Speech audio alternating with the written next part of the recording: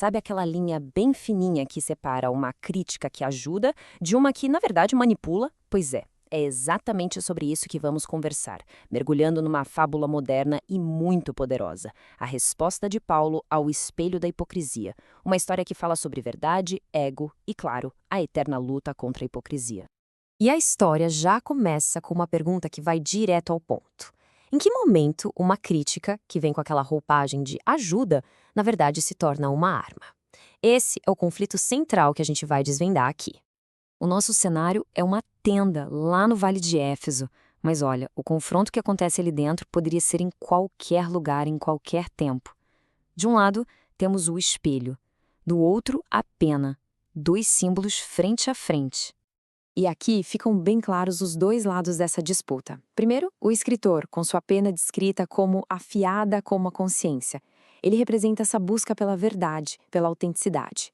E contra ele, a sacerdotisa do espelho, com um brilho que cega de perto, simbolizando a vaidade, a obsessão pela imagem e pela superficialidade.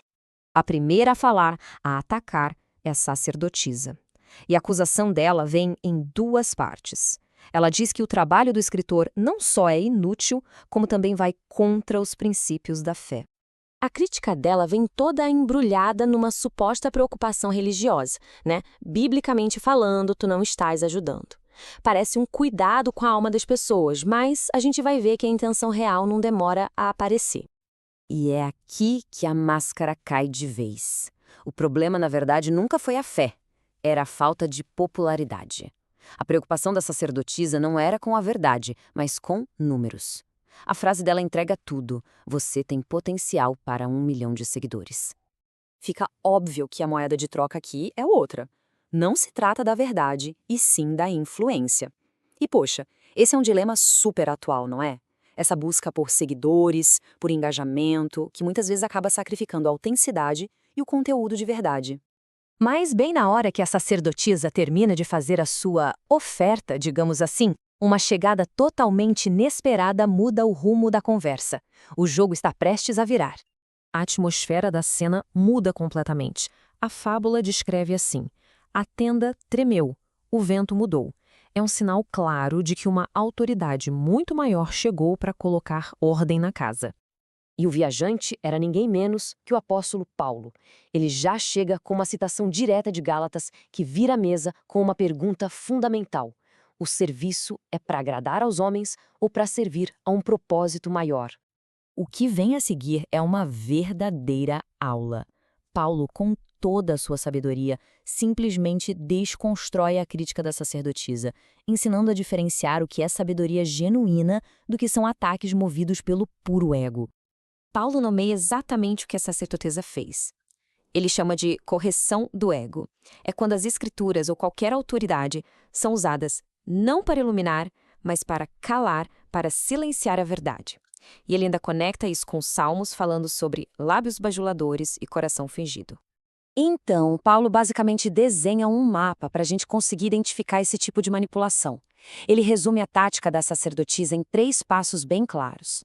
Primeiro, uma ajuda que no fundo humilha. Segundo, uma correção que na verdade nasce da inveja, o que é opressão.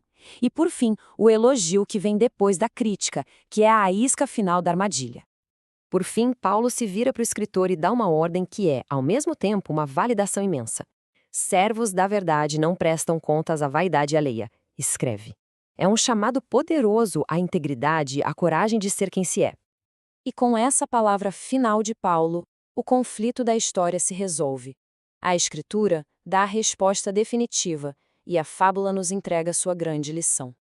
O desfecho é poético e muito justo. A sacerdotisa fica ali, sozinha, diante do eco das suas próprias palavras vazias. Enquanto isso, o escritor, finalmente livre das amarras daquela crítica manipuladora, volta a escrever. E agora, mais livre e mais firme do que nunca. E aqui, a moral da história, a lição que fica, é muito forte. Quem usa versículos, regras ou qualquer tipo de suposta autoridade para tentar apagar a luz de alguém, na verdade não está praticando fé, está praticando controle. E tudo isso nos deixa com uma última reflexão, uma pergunta que fica no ar. Será que a verdade precisa de autorização para existir? Precisa da permissão de quem tem medo dela? A resposta que a fábula parece nos dar é clara. A verdade não pede licença. Ela simplesmente é. Este conteúdo é uma obra de natureza ficcional e reflexiva, criada com fins educativos e institucionais. Qualquer semelhança com pessoas ou situações reais é mera coincidência e serve unicamente como convite à reflexão ética e institucional.